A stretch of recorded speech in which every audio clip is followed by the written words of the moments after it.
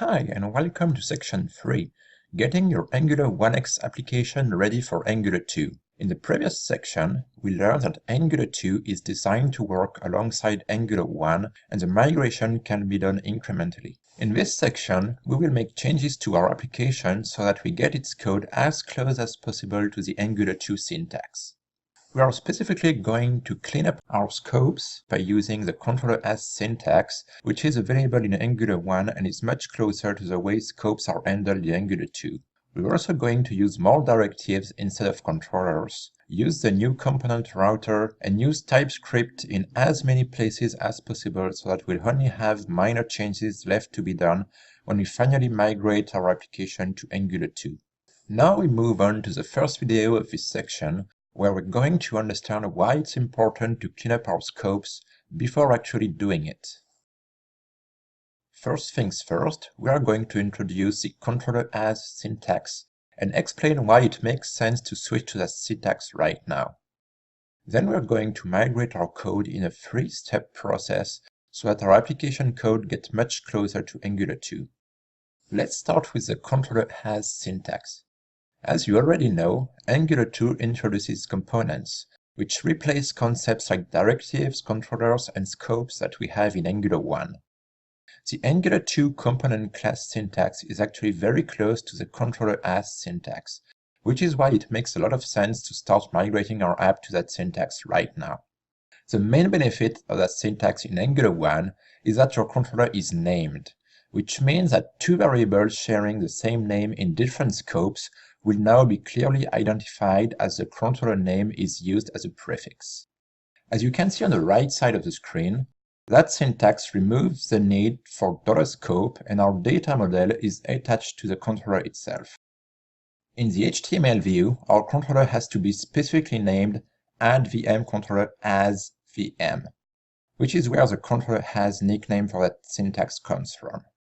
Let's now move to our sample application code and apply the controllerAs syntax to it.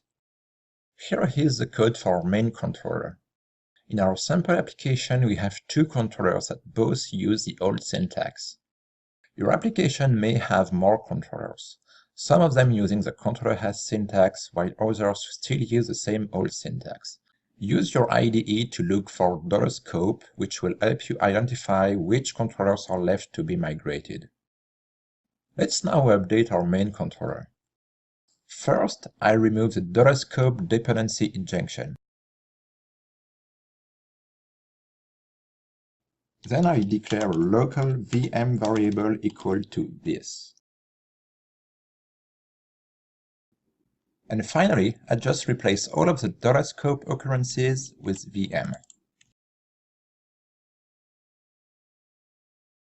That's it, our controller is ready. The other controller, forecast controller, did not have any $scope, so we are all set. Now let's update our views. We're going to start with index.html, where our main controller now has to be declared as main.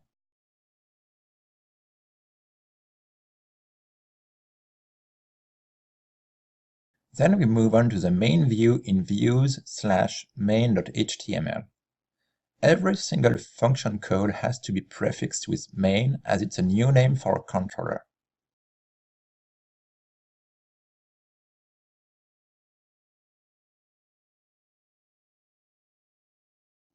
Same thing for the locations variable. It now becomes main.locations.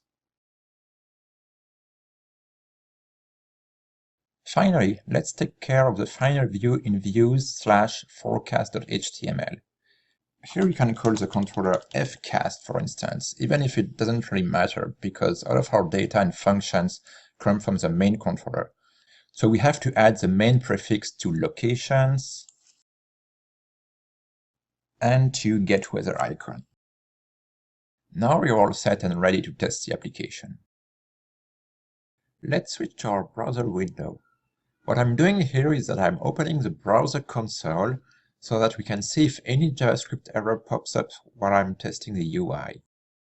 Let's add a location, then click the Add button, and we can see the current weather conditions showing up. Now let's add a second one, and it works as well. So we can now switch to the forecast view, and everything is displayed as expected. Now back to the main view, and I remove the second location, and it works. Everything still works. We did it. Our migration to the controllerAs syntax was fairly easy, but in case you have any issue while doing it in your own application, check out the following URL. It explains several complex scenarios and goes into much more details about the controllerAs syntax. It's worth taking a look even if your migration process was as straightforward as mine. In this video, we have migrated our sample application to the controllerAs syntax.